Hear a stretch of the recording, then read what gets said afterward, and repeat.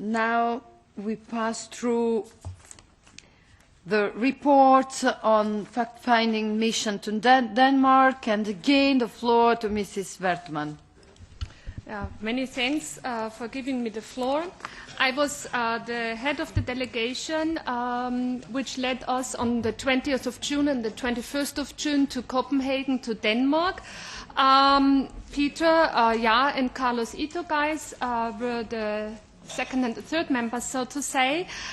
We went there concerning the petitions that we had discussed in February, which talked about children's rights, foreign parents' discrimination, and also discrimination of Danish mothers. And as a consequence of this session and discussion that we had in February, many more petitions were received in the committee, which at the moment go through the process of evaluation. I believe that the agenda is known. Nevertheless, I would like to share some comments and insights of our experience to Denmark. We asked for a meeting specifically with the Minister of Social Affairs as well as with the Minister of Justice.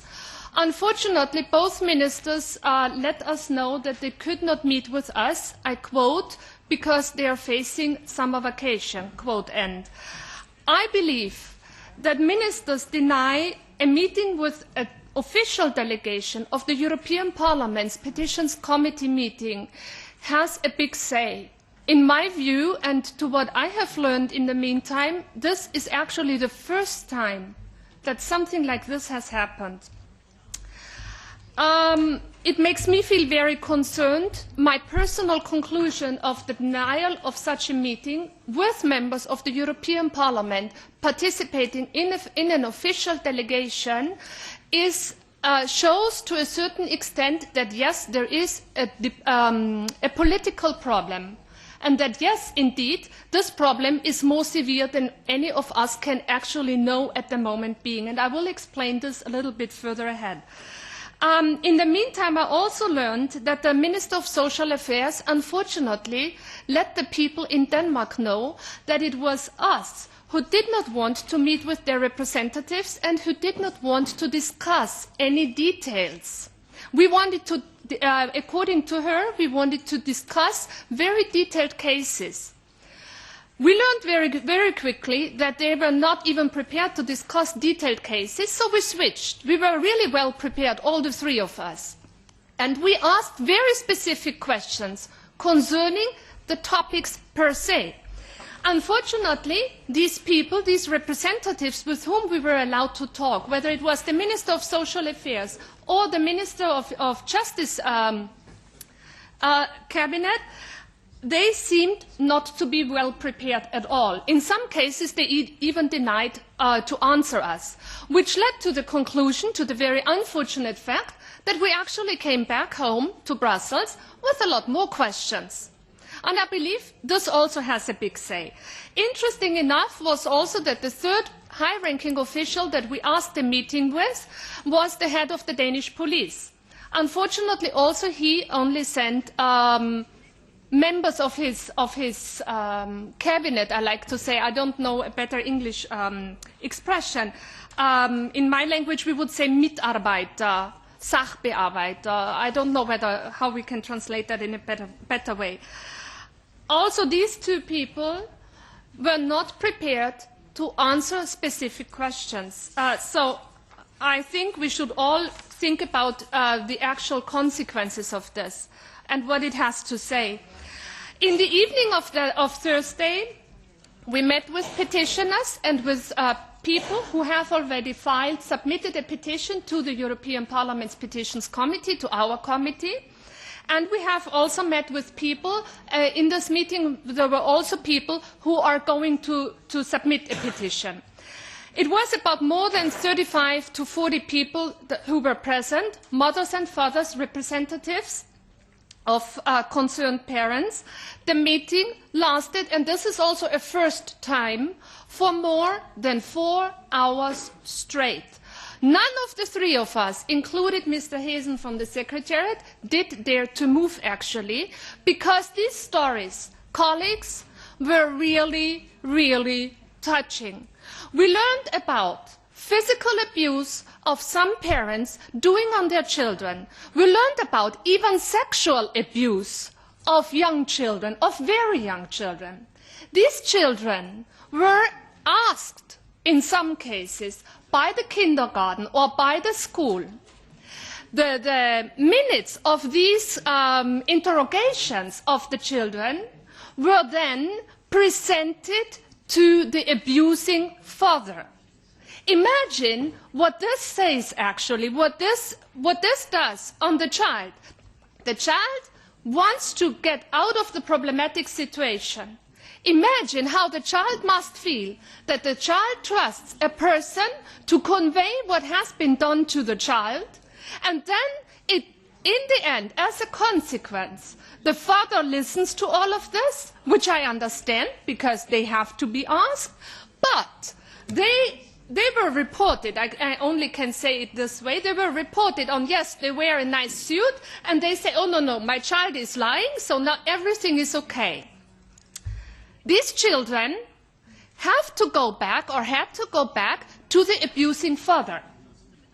I have to say that this is not only concerning mothers of Danish origin, this also concerns parents, mothers and fathers of European origin and of third countries, for example, America or Asia. So I think that these people shared their experience with us, that they trust us. We have to take it very, very seriously. The next morning we had a meeting with the Ombudsman. 2 minutes more, please. I think Carlos could summarize this meeting much better than I can. I would like to thank him for his office, actually, for being there. He himself is, of course, excused because he was on a delegation abroad, so it goes without saying that he cannot be there in person. To make a long story very short, the three of us have immediately reached a consensus, as Peter likes to say. We have decided to work very, very quickly, thanks also to the cooperation with the Secretariat, to David Lowe as well as to Jos Hazen. Thank you very much for your input. Thank you very much for all your support that you give to this important issue. I, for myself, have learned that it is very important to take serious the concerns of children, and in this case I would like to say it is not only a Danish issue, it concerns children and parents of other European countries as well as of third countries. Thank you very much. Mr. Jahr. Thank you, Madam Chair. I'd just like to add a couple of things to what Mrs. Vetman said.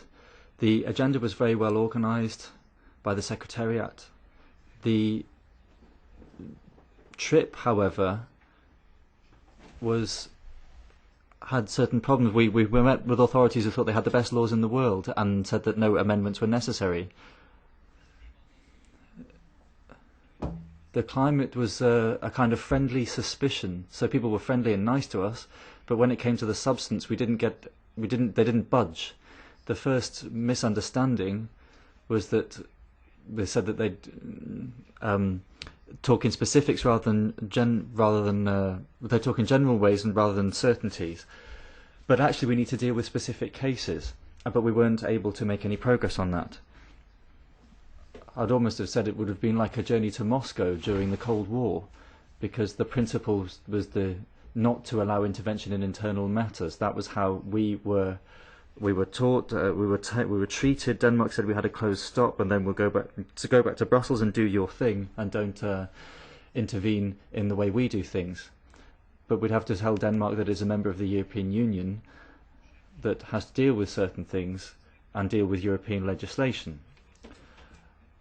The second thing, which was perhaps unique, that I thought it was to be regretted expressly that no member of the European Parliament from Denmark took the opportunity or the time to accompany us. There was no ex-official member. In other delegations, we've had an ex-official member who's come along on such trips. That would have been important because they could have perhaps been able to explain certain things to us. Come back to the work of the Ombudsman. I think it would have been useful to have had the situation, to taken the tension out of the situation, because we were discussing discrimination. But we just said they don't have any cases of discrimination because those aren't registered. So this was like a journey into the past. That's how I've seen things in other systems.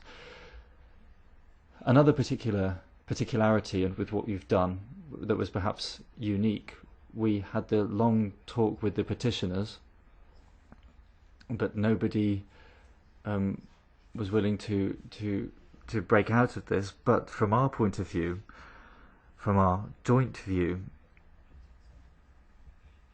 we were talking about criminal activity, and we've said that doing nothing would have been like being an accessory to the crime. And I think this is unique, that where members of the delegation wanted to pass things on to the state prosecutor, because we had to ask the state prosecutor to deal with the matters even more intensively. We're not talking about political things, we're not talking about property here, we're talking about the rights of children, and these were dealt with in a very problematic way. So these would be my basic comments. Just, I'm sorry I couldn't participate. I would have done it, but I was on my way to the hospital with my hip disconnected, so I was in the ambulance when you had the long meeting. I wouldn't think you would have liked me to be there. It was a nice view, just to tell you. But I can say two things more, and then I will not go into it. One thing, you could see this committee is not known at all in Denmark. You might say yesterday you don't care because it's known in your country. But that is one of the things I'm facing. It's a secrecy in Denmark. That this, even if it's in my weekly news, and I've tried to tell about it, but there I called it the Citizens Claiming Committee. Because when I use the Danish word, nobody will understand it's there. Just to tell you, you met that.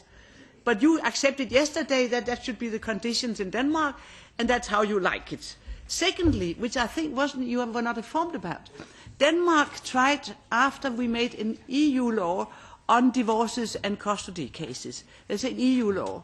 Denmark has the opt-out. I'm against this opt-out, but it's there. And Denmark tried to get a parallel agreement to this common law, and it was denied. So now we don't have common laws. And just tell you, so we are ending up in sometimes conflicts where you have one court case in one country, another court case in the other country. No possibility to solve it. And I think that was a main issue you were turning into here. And I'm sorry that nobody made that clear, because of course it should have been the Danish authorities who should explain to you that we don't have common laws here, because we are not part of this here, because of the Danish opt-out and the denial that we could get Denmark could get a parallel agreement. And apart from that, I'm very sorry you didn't meet people. I have seen an instruction from the Foreign Ministry, which was very strong on be open, informative, and so on. That was in the instruction from I've seen it. But I can tell you the time you went was, if you coming from the south don't know what the 21st of June is in Denmark. But the 21st of June in Denmark, you could imagine, coming a Thursday evening, the 20th of June, where the end of the parliament, and people are it's midsummer, and it's the white nights, and everybody is just flying Copenhagen. And drinking. And drink, no, not that Swedish. But I think it was a very bad time, but I absolutely regret that you didn't meet people. I think that there was some misunderstandings on the timetables and on the planning, but I will never say it was this committee's fault. Just what I've heard when I've asked afterwards, because I, of course, received the harsh critique. Thank you, Mrs. Hogan. Thank you to everybody. This was only the first